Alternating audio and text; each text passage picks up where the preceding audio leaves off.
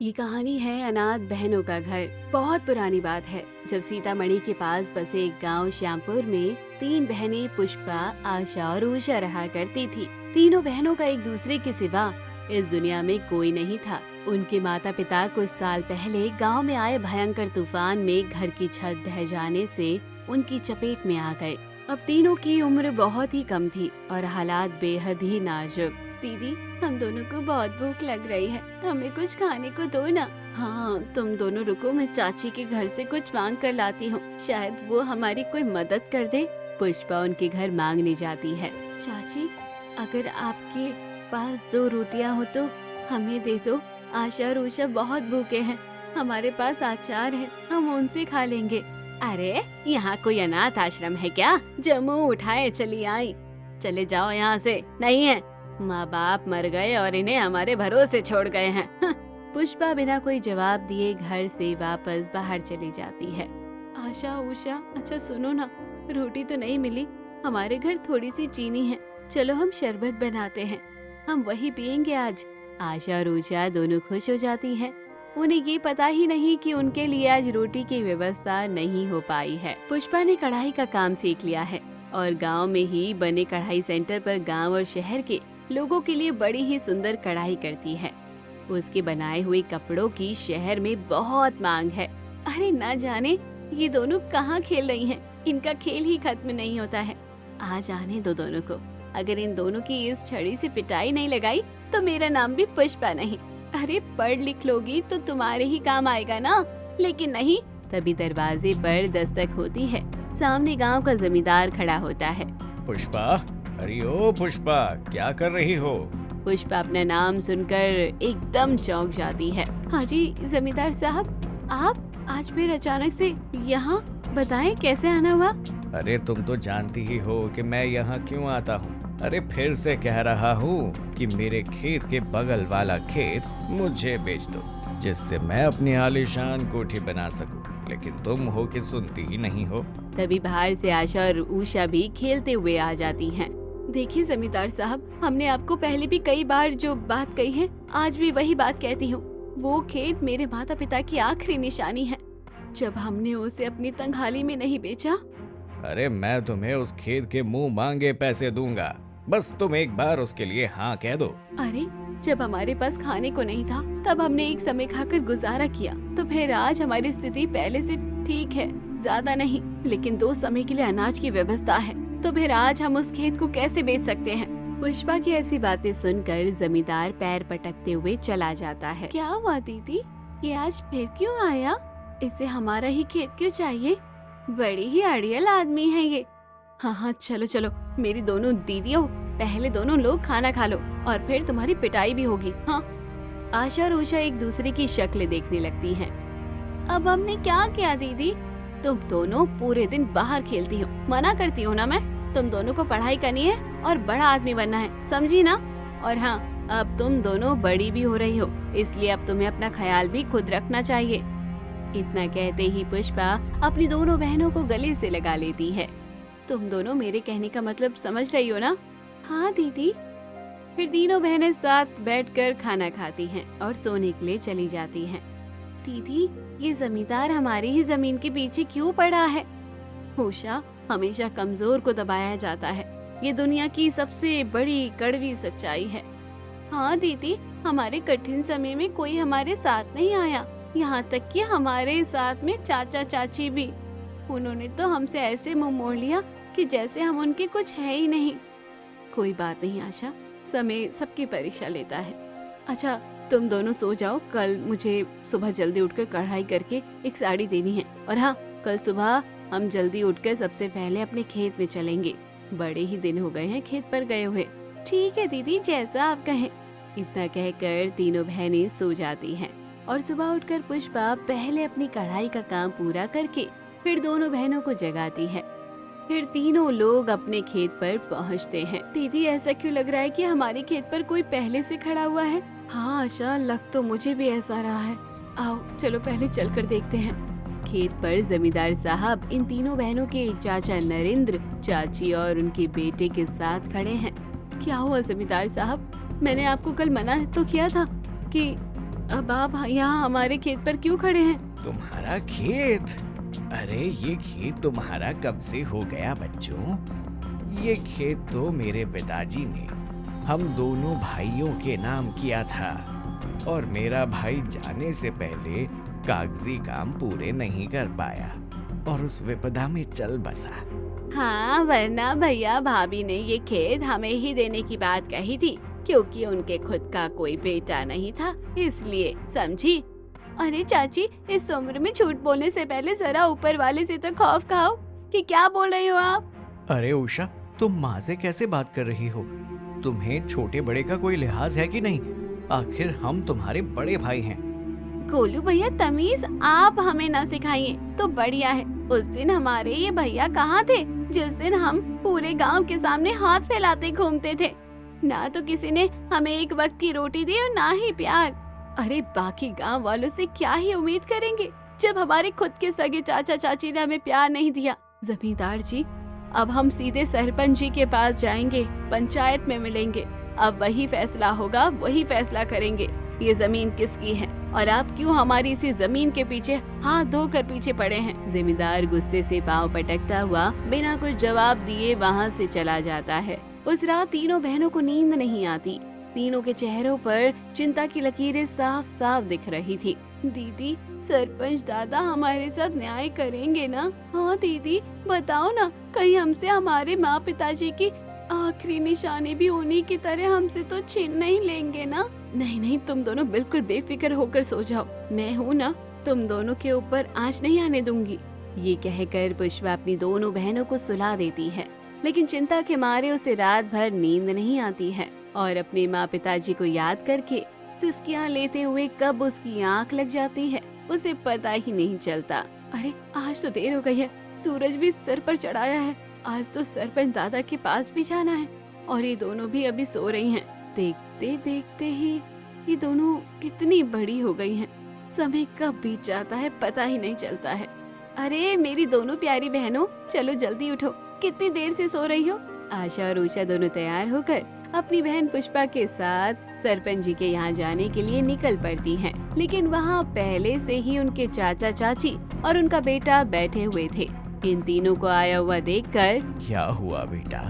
अब दोनों का ये घर का मसला है, इसे घर में ही सुलझा लो तो कितना बेहतर होगा। सरपंच दादा, जब ये जमीन हमारे पिताजी के नाम पर है तो ये इनकी कैसे हुई? लेकिन इनका तो कहना है कि तुम तीनों की जिम्मेदारी ये ही उठा रहे हैं। चाचा जी, इस उम्र में आपको ऐसा झूठ पहले से सोचना चाहिए। माँ पिताजी के जाने के बाद आपने तो क्या किसी ने भी हमारी मदद नहीं की। सरपंच बाकी पंचों से सलाह करते हैं। हाँ, हमने इन तीनों बच्चियों को हमेशा यूं ही अकेला देखा है। बड़ी ही संस्कारी बच्चियां हैं तीनों। आज तीनों बहुत अच्छे से रह रही हैं और इनकी बड़ी बहन पुष्पा तो लाखों में एक है। सरपंच दादा, आप एक बात बताइए कि हमारे पिताजी की ये जमीन भी अगर हमने इनको दे दी फिर हम क्या खाएंगे? आज मैं कढ़ाई का काम करके अपनी दोनों बहनों को पढ़ा रही हूँ, आगे मैं इन्हें पढ़ने बाहर भी भेजूंगी। सरपंच दादा, छोटा मुंह बड़ी बात है, लेकिन आप ये भी पता कीजिए कि ये जमीन हड़पने के लिए इनके ऊपर किसका दबाव है। सरपंच दादा, अब हम उस जमीन पर खेती करना चाहते हैं जिससे हमारे पास 4 पैसे की आमदनी हो सके। अरे बिटिया, हम है ना तुम्हारे लिए, तुम तीनों को क्या ही फिक्र है, हम करते हैं ना। नहीं चाची, अब हम किसी की भोली बातों में नहीं आने वाले। अच्छा, मैं दोनों पक्षों से आग्रह करता हूँ कि आप मुझे 2 दिन का समय दीजिए। मैं इस मामले की बारीकी से जांच करके उचित न्याय देने की कोशिश करूँगा। अगले दिन पुष्पा ये सोच ही रही थी कि तभी अचानक आशा और उषा आकर उसे हिलाती है। अरे दीदी, किस सोच में डूबी हो? दीदी, आज हम दोनों को स्कूल जाना है, बस अब कुछ दिन और फिर हम दोनों कॉलेज में आ जाएंगे। हाँ, मैं भी बस यही सोच रही थी कि अब मेरी दोनों बहनें कॉलेज पढ़ने शहर जाएंगी और माँ पिताजी का नाम रोशन करेंगी। अच्छा दीदी, आप कढ़ाई सेंटर जाने से पहले खाना खा जाना, हम दोनों ने आपके लिए खाना बना दिया है। अच्छा, अब मेरी छोटी छोटी बहनें इतनी बड़ी हो गई हैं। अच्छा, तुम दोनों अच्छे से जाना और समय से घर वापस आ जाना। हाँ दीदी, और आप भी समय से खाना खा लेना। अरे जाओ ना मेरी माँ, तुम दोनों भी ना। हंसते खिलखिलाते हुए दोनों बहनों को विदा करके पुष्पा अंदर आती है और खाना खाकर कढ़ाई सेंटर जाने की तैयारी करने लगती है। तभी उनके दरवाजे पर दस्तक होती है। कौन है वहाँ? अरे पुष्पा दीदी, कहाँ हो आप? जरा बाहर तो आओ। गोलू, तुम फिर यहाँ आ गए? मैंने मना किया है ना कि मुझे इस बारे में तुमसे कोई बात नहीं करनी है, और अब जो भी फैसला होगा वो सरपंच दादा ही करेंगे। फिर इतनी सीधी बात तुमको समझ क्यों नहीं आ रही है? अरे दीदी देख तो लो, आपसे कौन बात करने आया है। तभी गोलू इशारा करता है तो घर के बाहर खड़ी गाड़ी में से जमींदार साहब निकलते हैं। देखो पुष्पा, ये आखिरी बार है, अब इसके बाद मैं कभी नहीं आऊंगा। अब बात करने मेरा बेटा ही आएगा, जो बस कुछ ही दिनों बाद शहर से अपनी पढ़ाई पूरी करके आ रहा है। फिर निपट लेना उससे, जैसे भी निपटना है। इतना कहकर गोलू और जमींदार वहाँ से चले जाते हैं। जमींदार के मुंह से उसके बेटे की बात सुनकर पुष्पा को थोड़ा डर लगता है। अब क्या करूं, कुछ समझ नहीं आता। एक तरफ मेरे माँ पिताजी की आखिरी निशानी, दूसरी तरफ मेरी बड़ी होती बहनें। कल को उनको भी शहर अकेले पढ़ने जाना आना है, लेकिन मैं ऐसे डर कर तो अपनी जमीन नहीं छोड़ूंगी। इतना सोचकर पुष्पा अपनी कढ़ाई सेंटर के लिए निकल जाती है, और शाम को वो जब तीनों बहनें इकट्ठा होती हैं तो फिर इस बात का जिक्र होता है और पुष्पा उन्हें पूरी बातें बताती है। दीदी, आप डरिए नहीं, बिल्कुल भी नहीं। हम आपकी तरह ही बहादुर बहनें हैं। हाँ दीदी, हमारा कोई बाल बाका भी नहीं कर सकता, और माँ पिताजी का आशीर्वाद सदा ही हम तीनों के ऊपर है। अब बस हमें सरपंच दादा के न्याय का इंतजार है। हाँ चलो, अब हम सो जाते हैं, सुबह समय से उठकर पंचायत के लिए निकलना भी है। अच्छा, आप सब आ गए हैं तो मैं अपना फैसला सुनाता हूँ। मैंने बाकी के और पंचों से सलाह मशवरा करके ये फैसला लिया है कि इस जमीन पर सिर्फ और सिर्फ इन 3 बहनों का ही अधिकार है। गांव के लोगों से भी स्थिति का मुआयना किया तो ये बात सही है कि इनके चाचा की इस खेत पर बुरी नजर है, और इन्होंने कभी इन बहनों के लिए कोई मदद का हाथ नहीं बढ़ाया है। पुष्पा और तीनों बहनें सरपंच दादा के फैसले को सुनकर रोने लगती हैं। दादा, आपने आज सिद्ध कर दिया कि सच्चाई की सदैव जीत होती है। मैं आपका जितना शुक्रिया अदा करूं उतना ही कम है। दीदी, मैं एक बात कहती हूँ कि अब हमको अपना खेत खाली नहीं छोड़ना चाहिए। हाँ दीदी, अब मुझे भी यही लगता है। अब हम अपने खेत पर बढ़िया बढ़िया सब्जियाँ उगाएंगे। ठीक है, तो ऐसी ही बात है तो आज ही चलते हैं, फिर नेक काम में देर ही कैसी। तीनों बहनें जाकर खेत पर खूब सारी मेहनत करती हैं और अपने खेत को अच्छे से जोत कर उसमें बढ़िया बढ़िया सब्जियां के बीज डाल देती हैं। अब रोज जाकर अपने खेत को वो देखती भी हैं, कहीं उनके चाचा जी व जमींदार ने उनके खेत को कोई नुकसान तो नहीं पहुंचाया है। फिर एक दिन उषा और आशा खुशी से दौड़ते हुए आती हैं। दीदी देखो, हमारा 12वीं का रिजल्ट आ गया है और हम दोनों के कितने अच्छे नंबर आए हैं दीदी। हाँ दीदी देखो, मुझे 90% और उषा को 92% नंबर मिले हैं। पुष्पा दोनों को खुशी से गले लगा लेती है। आज यहाँ माँ पिताजी होते ना तो तुम दोनों पर नाज होता उनको। आज एक बेटे से बढ़कर तुमने पूरे गांव में उनका नाम रोशन किया है।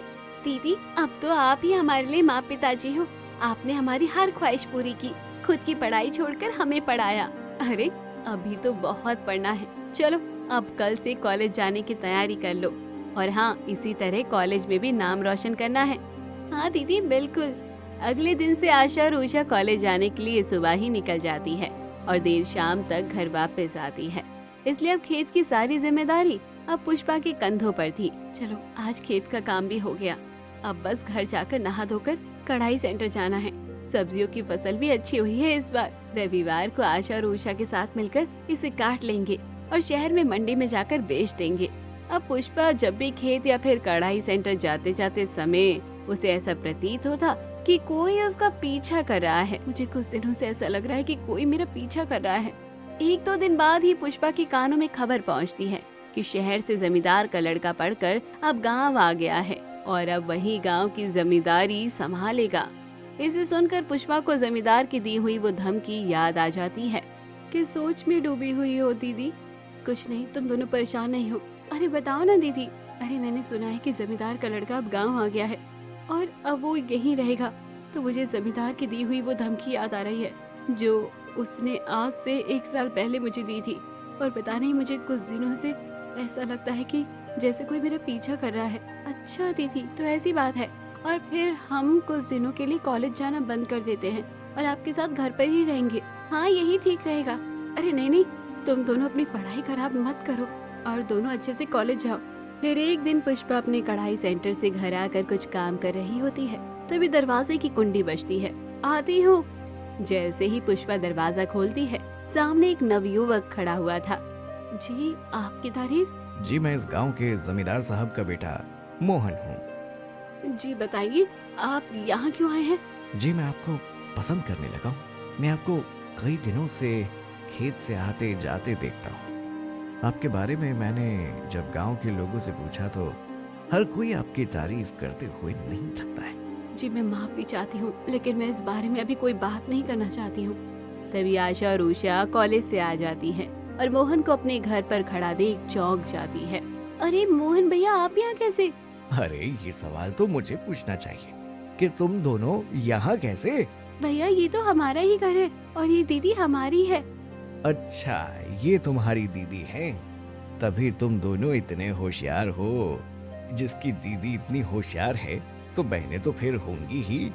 पुष्पा जी, मैं आपको बताना चाहता हूँ कि आपकी दोनों बहनें पढ़ाई में एकदम अव्वल हैं। और दीदी, ये मोहन भैया हैं जिनकी तारीफ हम आपसे किया करते थे, जिन्होंने कॉलेज में हमें फालतू के लड़कों से बचाया और हमारी इतनी मदद की।